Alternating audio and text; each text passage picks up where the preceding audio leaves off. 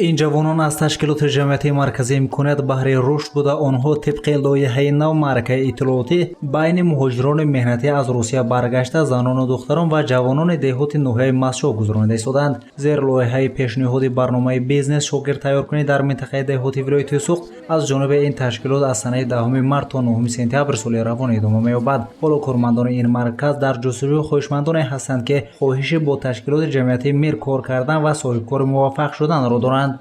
داشتم فرزنداتامی، دکتر فکرانتامی، همسایه‌هاتان اشتراک کردن خواهند.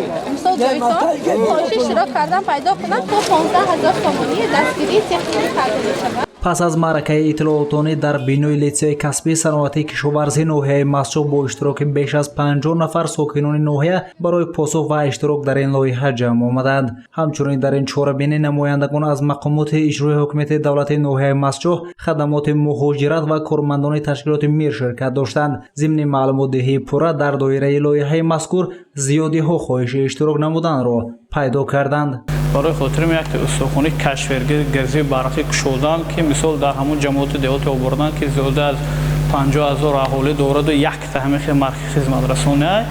مثال که ما هنر همین چیز رو داریم، ما می‌خوایم که در طرف همین لایحه برای ما یک دستگیری شد که ما همونجا یک پرمیشن گیریم و برای خدمت رسانی مردم مخصوص سوارکو هفتگی و مثال همین کارهای تجهیزات کشورگزی برقی رو برای مونیم. لایحه مساعدت در برطرف کنی تاثیر اقتصادی کووید 19 توسط بهتر نمودن نیکو احوالی امکانیت‌های کار و همکاری‌های منطقوی در وادی فرغانه به تحکیم اقتصادی زندگی و استواری مردم ساکنان وادی فرغانه قسمت تاجیکستان روانه کرده شده است.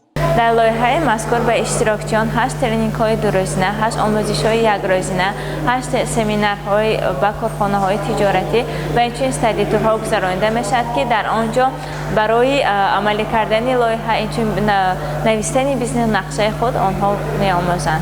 لایحه در همکاری زیج با وزارت رشد اقتصاد و سودای جمهوری تاجیکستان، وزارت مهنت، مهاجرت و شغل اهالی جمهوری تاجیکستان، مقامات اجرایی حکومت دولتی ولایت سوخت و دیگر ساختارهای دولتی و جامعه شهروندی عمل کرده می شود. ترینینگ اساساً